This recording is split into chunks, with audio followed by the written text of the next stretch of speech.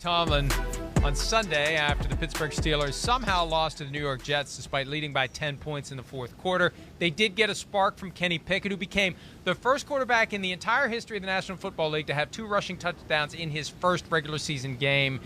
Kenny Pickett has that going for him, but he doesn't have the victory because the Jets pulled the rabbit out of their butts to win that game. But now came the news on Monday, and I'm sure we'll hear more about it all day today.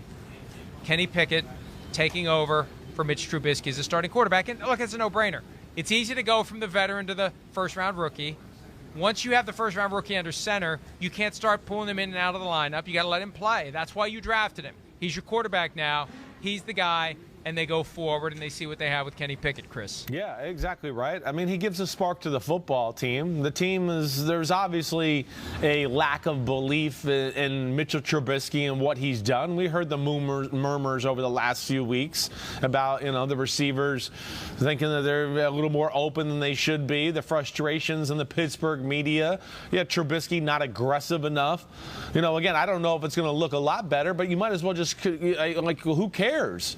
You're a 1-3 football team that's showed no signs of moving the football or being consistent that way.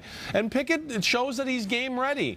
I mean, yeah, he made some mistakes in the game. It's not easy to be thrown into a game, while everybody's going and that there are 4 games in the season. And hey, you got to, get on the moving car here and function like you've been playing all along. It's not an easy situation, but he looked very good.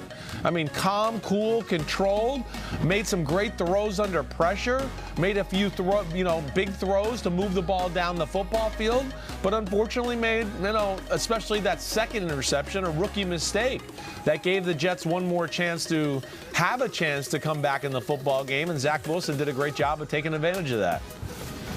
Yeah, and it really is amazing how the Jets pulled it off, but Pickett did enough that he should be the guy because Trubisky didn't do enough to keep the job. No. Trubisky ultimately needed to win games.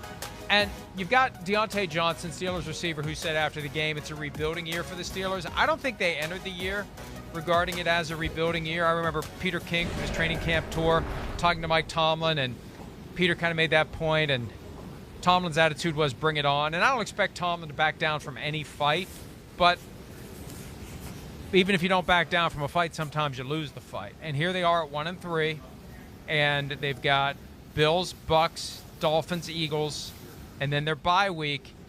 I mean, they could be 2-6 or 1-7. Definitely. They're going to be the underdogs in each of those 4 games. Maybe they can pick off the Dolphins if the Tua stuff is still lingering and they're not getting it done with Teddy Bridgewater. They're going to have a hell of a time with the Eagles. They're going to have a hell of a time with the Bills, who they upset last year in week 1. So the Bills are going to be ready. You're not going to catch them unaware this time. The Buccaneers are going to be desperate for a win, and they're a better team across the board. This is new territory for the Steelers under Mike Tomlin. To have a team that is overmatched, waiting for T.J. Watt to come back. They're 0-7 without T.J. Watt all time.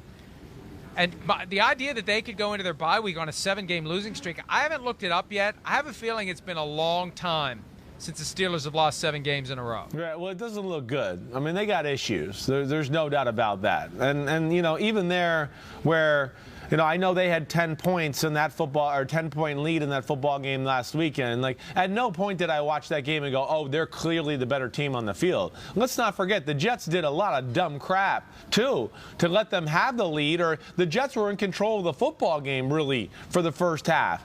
And then down there in field goal territory, Zach Wilson shows his immaturity, throws a dumb interception when they're in field goal territory. Maybe they can get more points.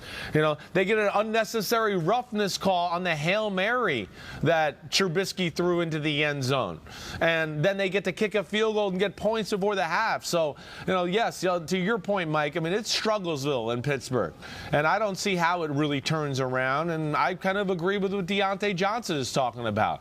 It is a semi-rebuild. We know they're going to fight and play hard, but damn, they can't run the ball. They don't protect that well in the pass game. And their defense is not like what we've been accustomed to with the Steelers and Mike Tomlin.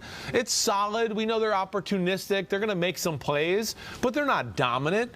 We saw Zach Wilson pick them apart. We've seen teams run on them. You can kind of do whatever you want against Pittsburgh. So I expect the losing to continue. I don't think it's going to turn around. I think it's going to be an ugly year in Pittsburgh.